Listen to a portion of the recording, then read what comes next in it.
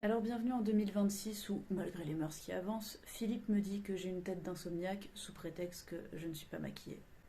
Je ne sais pas ce qui est le plus choquant entre dire ça à une femme avec autant de lâcheté et se permettre de faire une réflexion pareille alors que le sujet de la vidéo était extrêmement grave en l'occurrence. En effet, ce charmant Philippe a laissé cet adorable commentaire sur une autre plateforme sous une vidéo dans laquelle je rendais hommage à Bruno Salomon.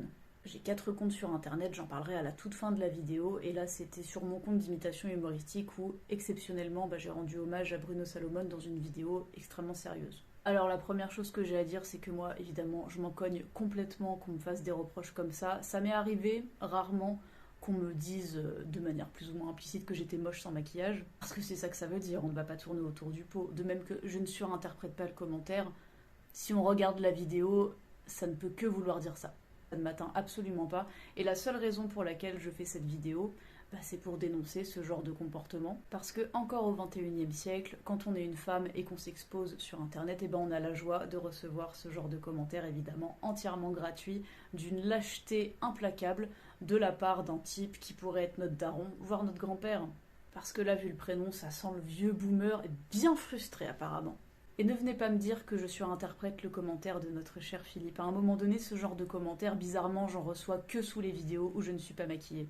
Mais pas de chance parce que moi je me trouve extrêmement jolie sans maquillage et d'ailleurs je pense que c'est comme ça que je me préfère même si j'aime aussi me maquiller pour des raisons artistiques et j'encouragerais toutes les femmes du monde à s'assumer telles quelles. On est magnifique comme telle au naturel.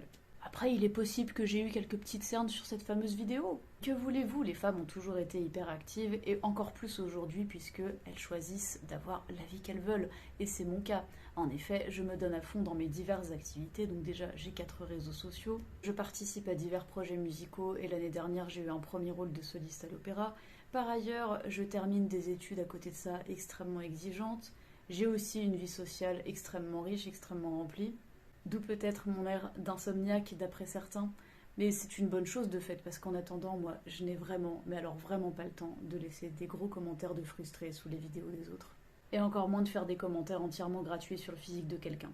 Voilà, c'est à peu près tout ce que j'ai à dire. Bon, ma foi, Fifi avait peut-être fait dans sa couche, faut pas lui en vouloir. Dernière chose, bien évidemment, ne venez pas me dire ah, pourquoi tu t'attardes sur des commentaires comme ça, machin. C'est mon compte, ce sont mes comptes, comme je l'ai dit, donc je les gère comme je l'entends. En tout cas, sur ce, n'hésitez pas à vous abonner. Donc ici, vous êtes sur mon compte où j'aborde des sujets de réflexion plus ou moins légers.